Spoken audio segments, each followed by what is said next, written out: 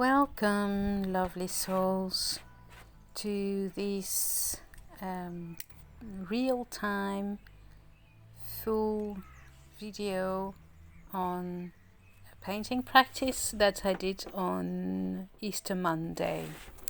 So this is a different type of video where you can see the full process. You have also the audio of, you can hear exactly what I was hearing, so a little bit of nature, the wind, some eventual cars maybe. And this is a video that I'm doing so that you can paint along with me. You can get inspired, whatever. You can write, paint, whatever. So as you can see, I started by lighting my candle and using my smudging stick to get into the ritual, the mood, to connect with my guides, whatever. You can do the same. Maybe you have a different practice. You can do whatever your practice is before turning to painting or writing or whatever practice you have to connect to yourself and higher than you. I start by picking a card. At the moment, I'm pretty in tune with the Rose Oracle from Rebecca Campbell, and this is what I'm doing. So I'm shuffling the deck, and then I'm going to pick a card, and afterwards I will read on the booklet what it is, and then I will write down what it means to me. Maybe there is a question, maybe something. So I'll let you enjoy this moment, and I'll come back after the writing.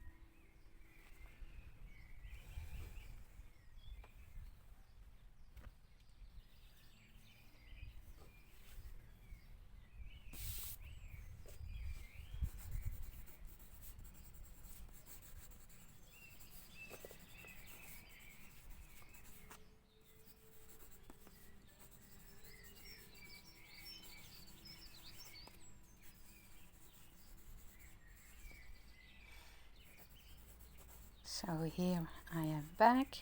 I have found my card, and this is, and the title is Healing is Happening, which is of course a beautiful message and telling me that I'm healing and to reap all the rewards of it. So this is what I'm writing.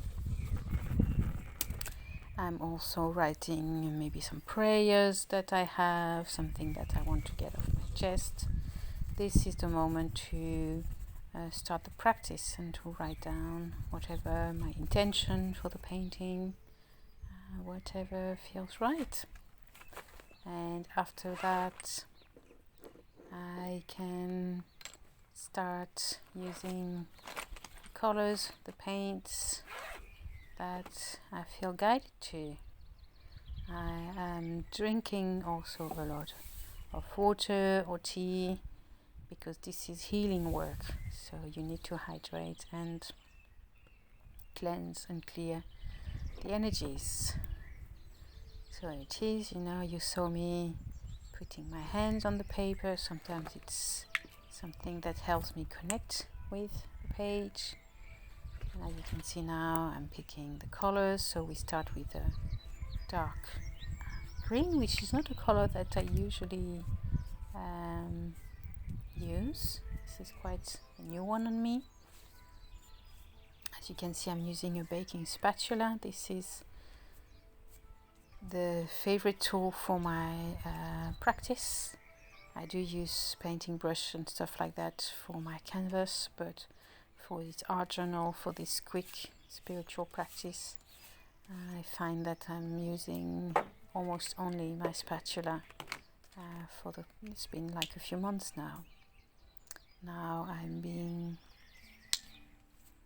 inspired to do the darker tones. This for me, the black represent the shadows. This is also